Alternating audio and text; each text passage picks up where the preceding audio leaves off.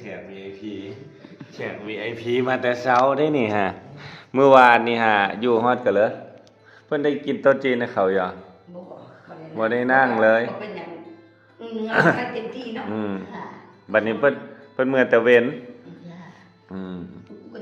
เพราะว่าเพิ่นยากเมียยากลูกแมวเพิ่นบัดนี้นั้นเอาจากบัดนี้ปัจจัยสิกรรมเมื่อก่อนหรือว่ามาซอยเคลียร์นี่กำเมื่ออีก